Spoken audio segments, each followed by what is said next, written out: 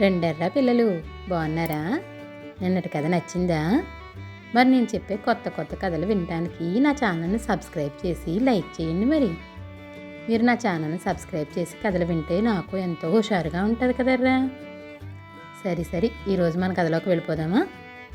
ఈరోజు మన కథ కాజీ చేసిన మోసం.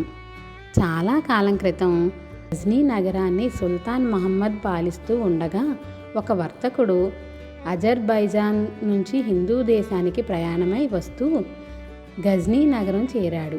ఆ నగరం అతనికి అన్ని విధాలా ఎంతో నచ్చింది. అందుచేత అక్కడే స్థిరపడి తన వృత్తి అయిన వర్తకం చేసుకుందామని నిశ్చయించుకున్నాడు.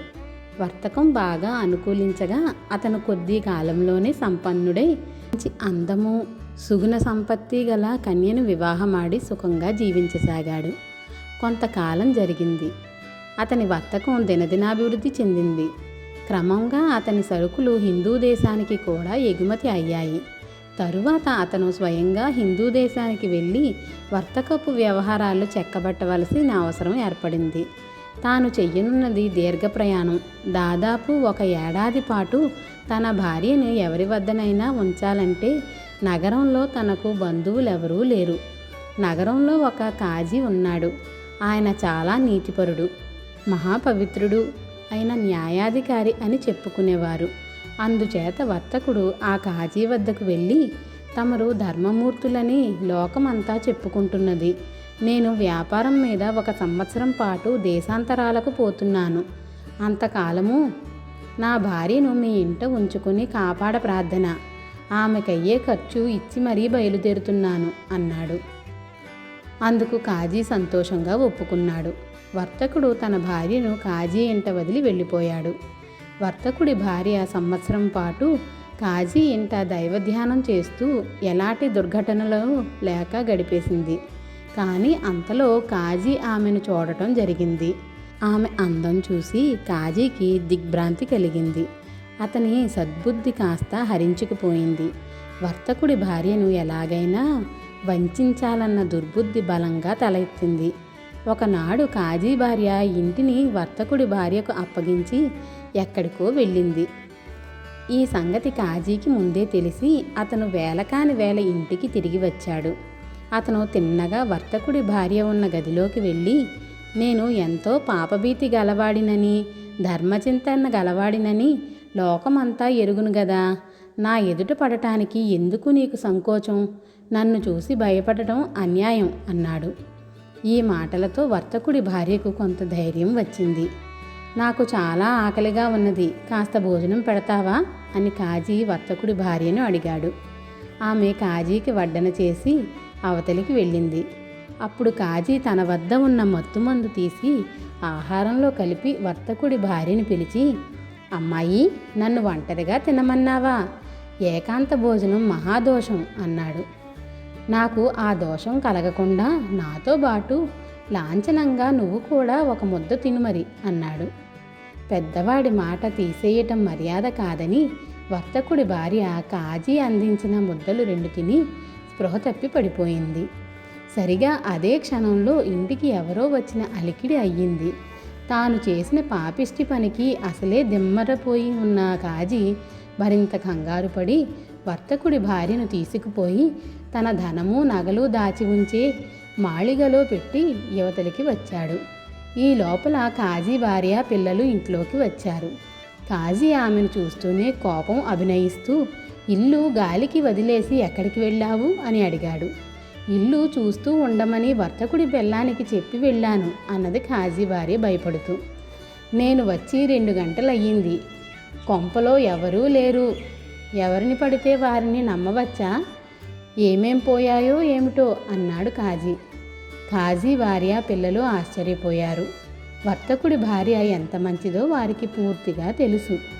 వీళ్ళు ఎలా మాట్లాడుకుంటూ ఉండగానే వర్తకుడు కూడా వచ్చాడు. హిందూ దేశం నుంచి అతను ఆ రోజే తిరిగి వచ్చాడు. నా భార్యను తీసుకుపోవటానికి వచ్చాను అన్నాడు వర్తకుడు కాజీతో. నీ భార్య చెప్పా పెట్టకుండా ఎటో వెళ్ళిపోయింది అన్నాడు కాజీ. కాజీ గారు హాస్యం ఆడుతున్నారు, నా భార్యను పిలవండి అన్నాడు వర్తకుడు. హాస్యమేమీ లేదు, నిజమే చెబుతున్నాను అన్నాడు కాజీ. నా భార్య అలాంటి పని ఎన్నడూ చెయ్యదు. ఇందులో ఏదో మోసం ఉన్నది అన్నాడు వర్తకుడు. కాజీ కోపం అభినయిస్తూ, మతిమాలినవాడా, అన్యాయం జరిగినది నాకు. అకారణంగా నన్ను నిందించక నీ భార్య ఏమైందో, ఏ దేశాలు పట్టిపోయిందో వెతుక్కో అన్నాడు. వర్తకుడు సుల్తాను వద్దకు వెళ్ళి జరిగినది చెప్పి కాజీ మీద ఫిర్యాదు తెచ్చాడు. సుల్తాను కాజీని పిలిపించి జరిగినదేమిటో అతన్ని చెప్పమన్నాడు. 3 నెలల క్రితమే వర్తకుడి భార్య ఇంటి నుంచి చెప్పకుండా వెళ్ళిపోయిందని, ఆ తర్వాత ఎంత ప్రయత్నించినా ఆమె ఆచూకీ ఎక్కడా దొరకలేదని కాజీ సుల్తాన్కు విన్నవించుకున్నాడు. నా భార్య అలా ఎన్నటికీ చెయ్యదు. కాజీ చెప్పేది అబద్ధం అన్నాడు వర్తకుడు. సాక్షులుంటే పట్టుకురమ్మని సుల్తాను కాజీని ఆదేశించాడు. కాజీ వెళ్ళి తన ఇరుగు పొరుగున ఉన్న పనికిమాలిన వాళ్లకు లంచం పెట్టి సాక్షులుగా తెచ్చాడు. వాళ్ళంతా కాజీ చెప్పమన్నట్టే సాక్ష్యం చెప్పారు. సుల్తాను వర్తకుడి ఫిర్యాదును తోసిపుచ్చాడు. వర్తకుడు హతాశుడైపోయాడు. సుల్తాన్ మహమ్మద్కు ఒక అలవాటు ఉండేది. ఆయన సామాన్య పౌరుడి దుస్తులు ధరించి వీధుల వెంట తిరుగుతూ ప్రజలు అనుకునేది వినేవాడు. అలాగే ఆయన ఆ రాత్రి నగరం పర్యటించసాగాడు. ఆయన ఒక దుకాణం దగ్గరికి వచ్చేసరికి అక్కడ కొందరు కుర్రవాళ్ళు ఆడుకుంటున్నారు. వాళ్ళు ఒకడిని రాజు చేసి, ఒరేయ్, నువ్వు సుల్తాన్ మహమ్మద్లాగా తీర్పులు చెప్పావంటే నిన్ను పదవి నుంచి దించేయగలం, జాగ్రత్త అన్నారు. సుల్తాన్ ఆ మాట విని నిర్ఘాంతపోయి ఆ మాట అన్న కుర్రవాడితో, సుల్తాన్ మహమ్మద్ తీర్పులు సరిగ్గా ఉండవా ఏం అన్నాడు. ఇవాళ సుల్తాన్ ఇచ్చిన తీర్పు ఏమిటి? కాజీ తెచ్చిన సాక్షులు ఎటువంటి వాళ్ళు? బుద్ధిగలవాడెవడన్నా వాళ్ళ సాక్ష్యం నమ్ముతాడా అన్నాడు కుర్రవాడు. మర్నాడు ఉదయం ఆయన ఆ కుర్రవాడిని తన ఇంటికి పిలిపించి, ఇవాళ తీర్పులు చెబుదువుగాని అన్నాడు. కుర్రవాణ్ణి న్యాయపీఠం మీద కూర్చోబెట్టారు. కిందటి రోజు కాజీ పక్షాన సాక్ష్యం చెప్పిన వారిని ఒక్కొక్కరినే పిలిచి, ఆ కుర్రవాడు, నువ్వు వర్తకుడి భార్యను చూశావు, ఆమె వయసెంత, మనిషి ఎలా ఉంటుంది అని ప్రశ్నించాడు. సాక్షులు వర్తకుడి భార్యను చూశామన్నారే గాని ఆమె వయసు, వర్ణన ఒకరు చెప్పినట్టు ఒకరు చెప్పలేదు. మీరు నిజం చెబుతారా, కొరత వేయించాలా అని కుర్రవాడు సాక్షులను అడిగాడు. వెంటనే వాళ్ళంతా కుర్రవాడి కాళ్ల మీద పడి తమకు ఏమీ తెలియదని, కాజీ చెప్పమన్నట్టు సాక్ష్యం చెప్పామని ఒప్పుకున్నారు. ఆ తర్వాత కాజీ నిజం చెప్పక తప్పలేదు. వర్తకుడి భార్యను రహస్య మాళిగ నుంచి రక్షించి వర్తకుడికి అప్పగించారు. సుల్తాను కాజీకి దేశ బహిష్కరణ విధించి అతని ఆస్తిని వర్తకుడి భార్య పరం చేశాడు. తాను చెయ్యలేకపోయిన న్యాయం చేసిన కుర్రవాణ్ణి సుల్తాను తన ఇంటనే ఉంచుకొని బాగా చదివించి కాలక్రమాన తన ముఖ్య సలహాదారుగా వేసుకున్నాడు. పిల్లలు, కథ నచ్చిందా? అయితే లైక్ చేసి షేర్ చేయండి, మరి అలాగే సబ్స్క్రైబ్ కూడా చేయండిరా.